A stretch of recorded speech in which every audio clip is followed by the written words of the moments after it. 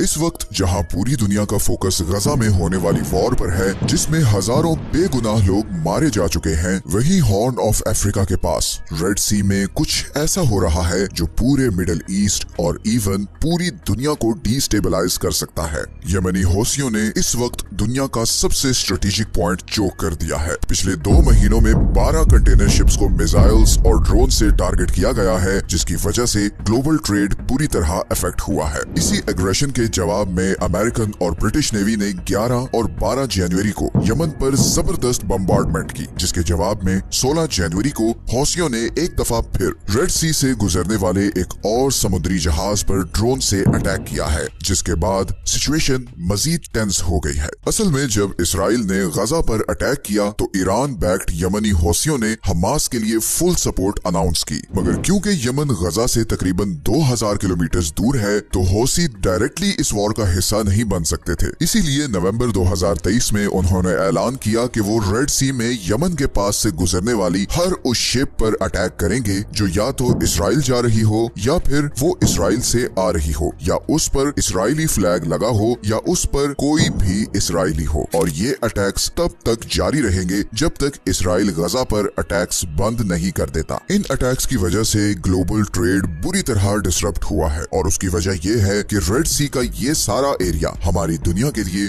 बहुत ही ज्यादा इम्पोर्टेंट है। देखें, ग्लोबल इकोनॉमी चलाने के लिए स्मूथ ट्रेड का होना बहुत जरूरी है और हमारी दुनिया का 80% ट्रेड समुद्रों के जरिए होता है और इन्हीं समुद्रों में से एक ये रेड सी है जो 21वीं सदी का सबसे हॉट और डेंजरस जियोपॉलिटिकल एरिया है, क्योंकि यहाँ पे 2 चोक पॉइंट्स हैं। एक ये इजिप्ट के पास सुएज कैनाल है और दूसरा ये यमन के पास बाब अल मंदेब स्ट्रेट है। 28 किलोमीटर की ये पतली सी जगह जहाँ पर मिडिल ईस्ट और एशिया से आने वाले समुद्री जहाज इंडियन ओशन को क्रॉस करते हुए रेड सी में एंटर होते हैं और फिर सुएज कैनाल को क्रॉस करके मेडिटेरेनियन सी में निकल जाते हैं और वहाँ से फिर वो यूरोप और अमेरिका तक पहुँचते हैं। तो बेसिकली एशिया और मिडिल ईस्ट को यूरोप से कनेक्ट करने का ये सबसे शॉर्टेस्ट रूट है। पूरी दुनिया की 10% ऑयल और 6% नेचुरल गैस की सप्लाई इसी 28 किलोमीटर के चोक पॉइंट से गुजरती है और ये सारी गैस और ऑयल इधर पर्शियन गल्फ कंट्री से स्ट्रेट ऑफ हॉर्मोज क्रॉस करके आती है। 2022 के स्टैटिस्टिक्स के मुताबिक पूरे यूरोप की 20% ऑयल इंपोर्ट और 24% गैस इंपोर्ट इसी बाब अल मंदेब स्ट्रेट से गुजरती है। और सिर्फ ऑयल और गैस ही नहीं बल्कि एशिया और यूरोप का सारा ट्रेड भी इसी रास्ते से कनेक्टेड है। चाइना की 30% मैन्युफैक्चरिंग एक्सपोर्ट्स इसी बाब अल मंदेब स्ट्रेट से होते हुए यूरोप और नॉर्थ अमेरिका को जाती है। तो अगर ये रूट किसी भी वजह से ब्लॉक हो जाए तो ग्लोबल इकोनॉमी कोलैप्स कर सकती है, क्योंकि इसका ऑल्टरनेट सिर्फ एक और रूट है और वो है पूरे अफ्रीकन कॉन्टिनेंट को क्रॉस करके। सुएज कैनाल के बनाने से पहले कंटेनर शिप्स यही रूट यूज करती थी, मगर ये रूट सुएज कैनाल वाले रूट से 7400 किलोमीटर लंबा है, जिसकी वजह से एक्स्ट्रा फ्यूल कॉस्ट आती है और इसीलिए यमनी हौसियों के अटैक के बाद इन शिपिंग कंपनीज को मिलियंस ऑफ डॉलर्स का नुकसान हो रहा है। अभी तक हौसियों ने यहाँ पर मिसाइल्स और ड्रोन से एटलीस्ट 13 कमर्शियल शिप्स को टारगेट किया है, जिसकी वजह से दुनिया की 5 बड़ी कंटेनर शिपिंग कंपनीज ने रेड सी के थ्रू अपने ऑपरेशंस बंद कर दिए हैं। इनमें डेनमार्क की मर्स्क लाइन, फ्रांस की CMA CGM, जर्मनी की हैपग, लॉयड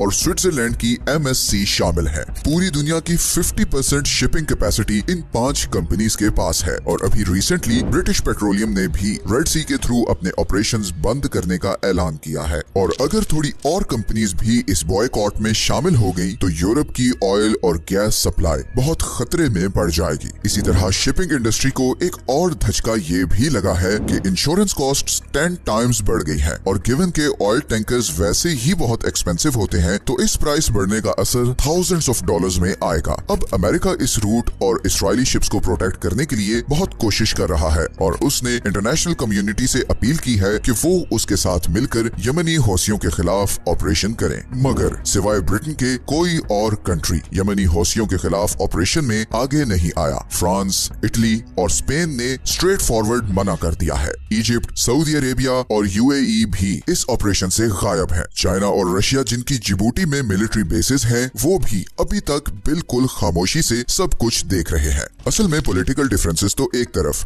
मगर इस न्यूट्रलिटी की एक और बहुत बड़ी वजह भी है और वो है हौसी ड्रोन्स को रोकने की high cost. Western western navy के वेपन्स इतने महंगे हैं कि उनसे ये छोटे छोटे ड्रोन्स गिराना लिटरली वर्थ इट ही नहीं। मैं आपको एग्जांपल से समझाता हूँ। अभी रिसेंटली फ्रांस ने यमन का शाद ड्रोन गिराने के लिए Aster 15 surface to air missile use किया है। अब इस फ्रेश मिसाइल की कॉस्ट $1 मिलियन है, जबकि यमनी ड्रोन की कॉस्ट सिर्फ $20,000 है। मतलब $1 मिलियन का मिसाइल मार के $20,000 का ड्रोन तबाह करना किसी भी तरह से जस्टिफाइड नहीं। लेकिन दूसरी तरफ अगर ये शिप्स तबाह होती हैं तो वो भी मिलियंस ऑफ डॉलर्स का नुकसान है। तो हौसियों के लिए विन विन सिचुएशन है। इसी तरह हौसीज के पास दो और भी बहुत जबरदस्त हथियार हैं। एक तो 1400 किलोमीटर की रेंज वाले बैलिस्टिक मिसाइल्स जो जमीन में इस रेंज के अंदर हर चीज को टारगेट कर सकते हैं, और दूसरा 40 से 800 किलोमीटर की रेंज वाले एंटी शिप क्रूज मिसाइल्स जो किसी भी शिप को बहुत ही एक्यूरेटली निशाना बना सकते हैं। And on top of this western हथियारों के मुकाबलों में ये बैलिस्टिक मिसाइल्स बहुत सस्ते हैं। इसीलिए ये बहुत ही कॉम्प्लिकेटेड कॉन्फ्लिक्ट बन गया है और बहुत से कंट्रीज अभी इसका पार्ट नहीं बनना चाह रहे। इस ब्लॉकेड का इजिप्ट पर भी बहुत नेगेटिव असर पड़ेगा, क्योंकि वो सुएज कैनाल से गुजरने वाली शिप्स से $10 बिलियन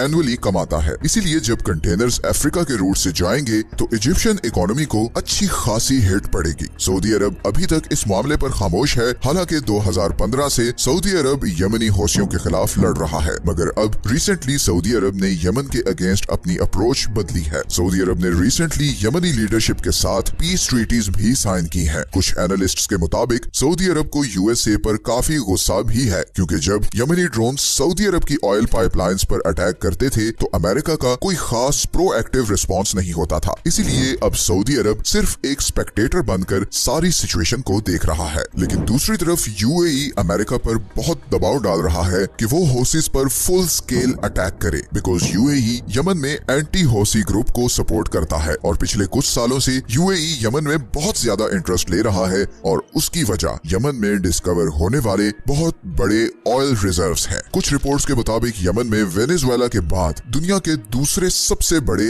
अनटैप्ड ऑयल के रिजर्व्स हैं, और बहुत से अरब कंट्रीज नहीं चाहते कि उन रिजर्व्स का कंट्रोल हौसियों के हाथ में हो। यमनी इकोनॉमिस्ट हसन अली के मुताबिक सऊदी अरब ने यूएसए के साथ एक सीक्रेट एग्रीमेंट कर रखा है, जिसकी वजह से पिछले 30 सालों से यमन को इन ऑयल रिजर्व्स को यूटिलाइज करने से रोक कर रखा गया है। इंटरनेशनल ड्रिलिंग कंपनीज की रिसर्च के मुताबिक यमन के पास पूरे पर्शियन गल्फ से ज्यादा ऑयल के रिजर्व्स हैं। इसी तरह जनवरी 2013 में स्काई न्यूज ने रिपोर्ट किया कि यमन के पास पूरी दुनिया के 34% ऑयल के रिजर्व्स हैं, और ये सब अल जौफ प्रोविंस में है। अगर इन रिजर्व्स को यूटिलाइज किया जाए तो सऊदी अरब की ऑयल एक्सपोर्ट को बहुत बड़ा डेंट पड़ सकता है, और इसीलिए यमनी ये महसूस करते हैं कि सऊदी अरब यमन की करंट सिचुएशन में सबसे बड़ा कसूरवार है, क्योंकि उसने अपने फायदे के लिए यमन में सिविल वॉर को प्रमोट किया। लेकिन यमनियों में अब बहुत अवेयरनेस आ चुकी है। पूरी दुनिया ने उन्हें बहुत साल इग्नोर किया है, मगर अब वो मामलात को अपने हाथ में ले रहे हैं। सिर्फ चंद दिनों में बहुत सी वर्ल्ड पावर्स के हाथ पांव फूल चुके हैं, और अभी तो हौसियों ने ये भी थ्रेट किया है कि अगर इसराइल ने गजा वॉर बंद नहीं की तो वो रेड सी से गुजरने वाली सारी इंटरनेट केबल्स उड़ा देंगे, जिसके बाद एशिया और मिडिल ईस्ट की इंटरनेट कनेक्टिविटी खत्म हो जाएगी। इसीलिए मैंने वीडियो के शुरू में कहा था कि यमन दुनिया के इतने इंपॉर्टेंट पॉइंट पर है कि यहाँ होने वाली एक्टिविटीज पूरे मिडिल ईस्ट और इवन पूरी दुनिया को डिस्टेबलाइज कर सकती हैं। 2024 बहुत सी चेंजेस लाने वाला है। अभी ईरान और पाकिस्तान के बीच भी